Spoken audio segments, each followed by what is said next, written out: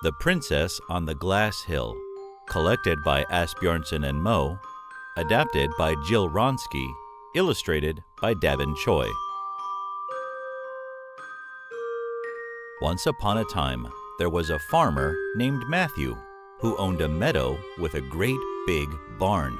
He usually stored hay in the barn, but for the past couple of harvests, the barn had been empty. Something was eating his crops before he could pick them, so he had no hay to collect. One year, Matthew had had enough and sent his son, Alexander, out to watch the barn during harvest time. Matthew had 3 sons, Alexander and Benjamin, who worked out in the fields, and his youngest son, Cinderlad, who was the housekeeper. Cinderlad cleaned, swept, cooked, and sometimes woke up in ashes from the fireplace, but he was a good worker. Alexander went to the meadow and fell asleep in the barn. At the stroke of midnight, the barn started shaking furiously. Alexander woke up and ran out of the barn, too scared to stay any longer. The next night, Benjamin went to sleep in the barn instead of Alexander and woke up to the same odd shaking. He too ran home and never looked back. Cinderlad offered to watch the barn on the 3rd night. Alexander and Benjamin told him he'd surely run home, but Cinderlad didn't listen to them. He went down to the barn, made a bed of hay, and sat for hours. At midnight, an earthquake began to shake the walls. Cinderlad looked around, but he did not move. If it gets only a little bit worse, he told himself, I should be able to bear it. The earthquake did become louder, but Cinderlad still did not move. If it gets worse, I think I'll still be able to bear it, he said again. The 3rd rumbling knocked hay down and startled Cinderlad a little, but not enough for him to run away. Just as quickly as the 3rd earthquake had begun, it stopped. Cinderlad sat listening to the silence and heard something munching outside. He got up, crept to the door, and peered outside. A plump, brown stallion with the shiniest coat stood outside, chewing on grass. On its back were a copper saddle, bridle, and an empty suit of armor. So, you made all the noise, Cinderlad said. He could not believe his great fortune and took the horse by the bridle. He spoke softly to the horse and led it to the other side of the meadow where it could graze happily. Then Cinderlad hid the copper suit of armor behind a tree. In the morning, he went home and Alexander and Benjamin asked how his night was. I slept until morning and didn't find or hear anything, Cinderlad lied. Goodness knows what scared you.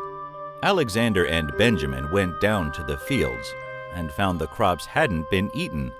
The next night, they still refused to watch the barn. Cinderlad went instead, waded through 3 noisy earthquakes, and crept to the door when it was quiet. A white mare, larger and plumper than the first horse, stood outside munching grass. A saddle, bridle, and an empty silver suit of armor were perched on its back. So, it's you who's been eating our crops too, Cinderlad said. He spoke softly to the horse, took it by the bridle, and led it to the other side of the meadow, where the first horse was. Again, he hid the silver suit of armor next to the copper armor. The next morning, Alexander and Benjamin snuck down to see if the crops were gone. They weren't. On Cinderlad's 3rd night in the barn, he found a black stallion, more magnificent than the first 2, eating the grass. This time, an empty gold suit of armor was perched on its back. Cinderlad greeted the horse and led it to graze with the other 2, tucking the gold armor behind a tree with the other 2 suits. Meanwhile, A nearby king was celebrating the 18th birthday of his beautiful daughter, Sienna. In the backyard of the king's palace was a large and very slippery glass hill. Now that it was time for Sienna to marry, the king decided to hold a competition to decide who would win his daughter's hand. The king asked Sienna to sit on top of the glass hill with 3 golden apples in her lap.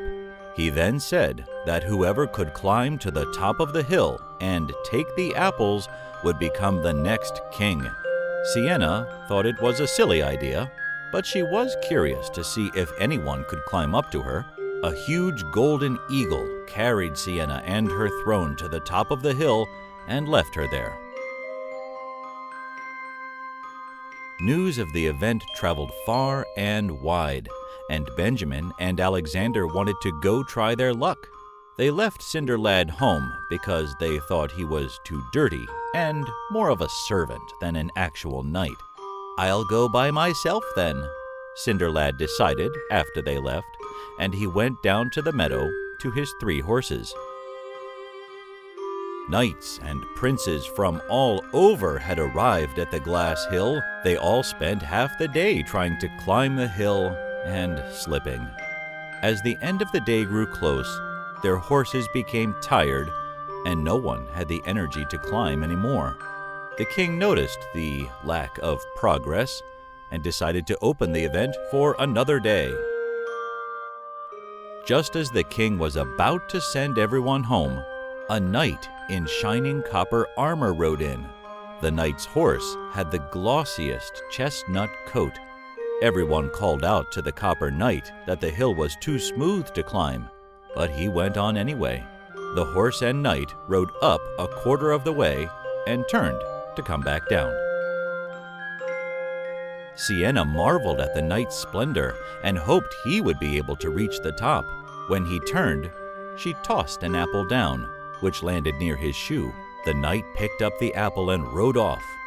Afterwards, the king invited all the knights to the castle in hopes one of them would have the golden apple. No one did. Alexander and Benjamin had many tales to tell when they arrived back home that night. Cinderlad sat in the ashes and said, "Oh, how I wish I could have seen the glass hill and the copper knight myself." Alexander and Benjamin laughed at him. The next day, Benjamin and Alexander visited the glass hill again, but just like the day before, all of the knights who tried slipped. The king decided to leave the event open for a 3rd day, and just as he was about to send everyone home, a knight even grander than the copper one arrived. This knight was clad in bright silver armor, and his horse was as white as snow. He rode halfway up the hill before coming back down. Sienna liked this knight even better and tossed her 2nd golden apple to him, which rolled down near his shoe. The knight picked it up and cantered away on his horse. Afterwards, the king went to each knight to see if he had the golden apple, but no one did. Alexander and Benjamin came home that night and would not stop talking about the silver knight and his gleaming horse. Again, Cinderlad sat in the ashes and said he wished he had been there to see it. "The silver knight was a little bit brighter than the ashes you're sitting in," Alexander said, and Benjamin laughed. The last and final day of the competition was the same as the previous days. No prince or knight could climb the smooth, steep slope without slipping, and everyone gave up after a few tries. The copper and silver knights didn't show up, and the king was about to close the event for good when a golden knight arrived. His armor was as bright as the sun, and it shone as he galloped up the side of the glass hill on his jet-black horse. At the top, the golden knight bent to pluck the 3rd apple from Sienna's lap, then rode swiftly back down and out of the kingdom. The king called on all the knights to show the apple, but no one had it. "Surely someone must have it," he said, frustrated. Back at home, Alexander and Benjamin told Cinderlad all about the Golden Knight and how splendid he was. "I wish I could have seen him," Cinderlad cried. The next day, the king ordered everyone in his kingdom to visit the castle. Alexander and Benjamin told Cinderlad to stay home because he was so dirty. The king asked the brothers if there was anyone left at home that might have the golden apple. "There is," they said, "but he's been in the fireplace all this time." The king ordered them to bring Cinderlad to the castle, which they did. When Cinderlad arrived dressed in sooty rags, the king asked if he had one of the golden apples. "I do, Your Majesty," Cinderlad said, and presented all 3 apples. Everyone around him gasped as he pulled off his rags to reveal the golden suit of armor underneath. At that moment, Cinderlad was proclaimed the new heir to the kingdom and Princess Sienna's husband-to-be. They were married on top of the glass hill, and Cinderlad never had to sit in ashes again.